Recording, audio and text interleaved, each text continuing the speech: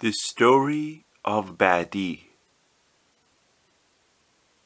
A long time ago, there lived an old man in the town of Nishapur in eastern Persia. He made a living by selling turquoise stones and pure wool. He was Haji Abdul Majid. Haji Abdul Majid had a very clever and intelligent son named Bozorg. The Haji was a devoted and learned Muslim. The people loved and respected him. His son, Bozorg, was also well known because he could recite the Holy Quran by heart and explain its teachings when he was 11 years old. When Bozorg heard that his father had become a Baha'i, he was very upset. He ran away from home because he thought his father was very wrong.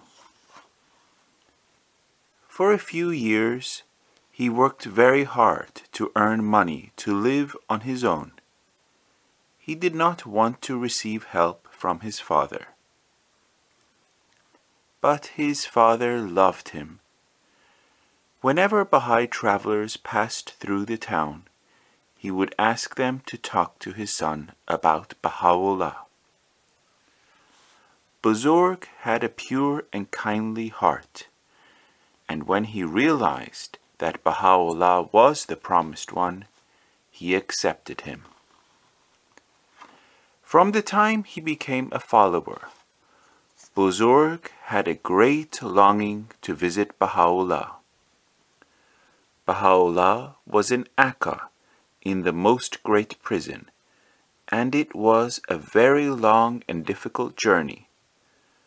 But Bozorg walked on foot from his native town of Nishapur. He crossed deserts, mountains, and valleys. He passed through very hot as well as very cold places. He walked for months. At last, Bozorg reached the most great prison. Through the continuous efforts of Abdul Baha, Badi was given permission to meet with Baha'u'llah. It was at this time that Baha'u'llah called him by a new name, Badi, which means wonderful.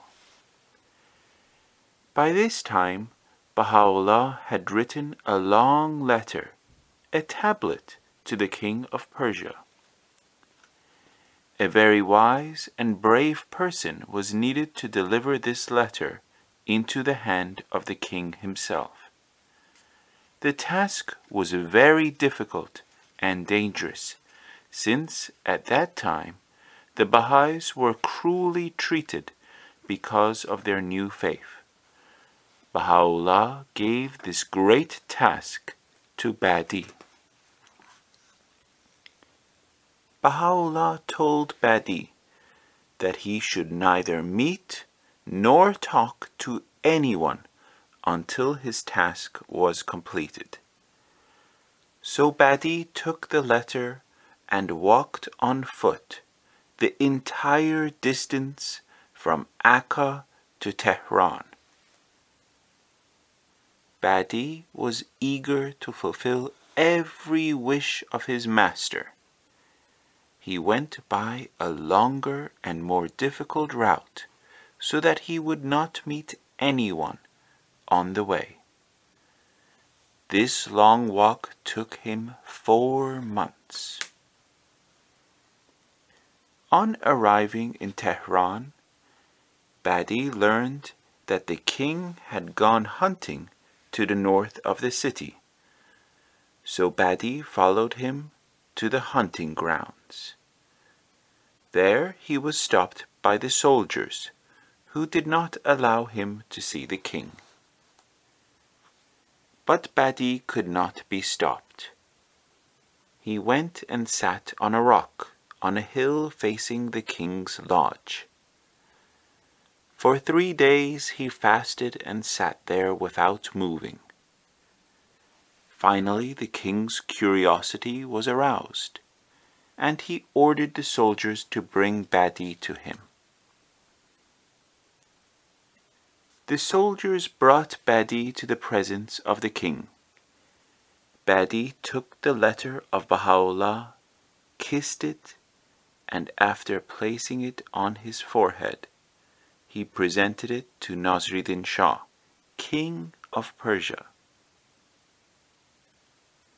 Badi spoke with such courage and dignity, and his face glowed with such spirit that everyone was surprised and shaken.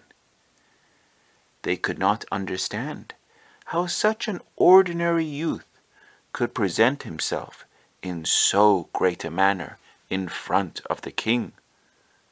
Little did they know that Baha'u'llah himself was helping him with his power.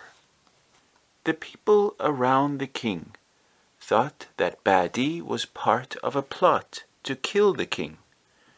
They wanted to find out who the other friends of Badi were.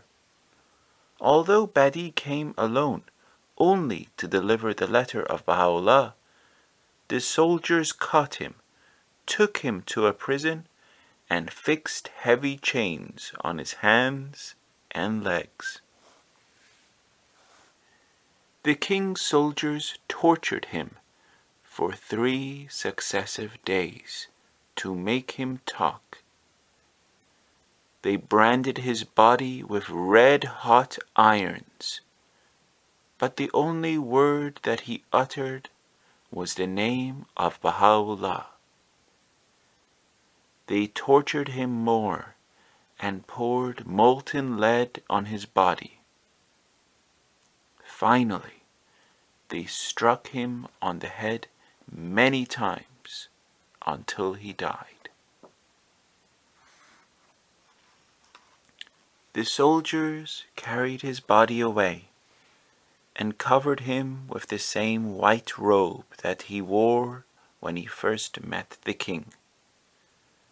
Then they threw his body into a pit and covered it with earth and stones in a place known as Galan Duwak.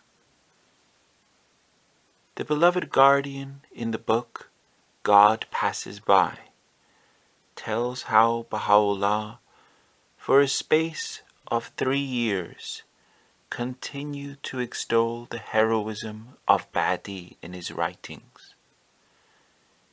Badi bore all the tortures bravely and finally sacrificed his life for his faith.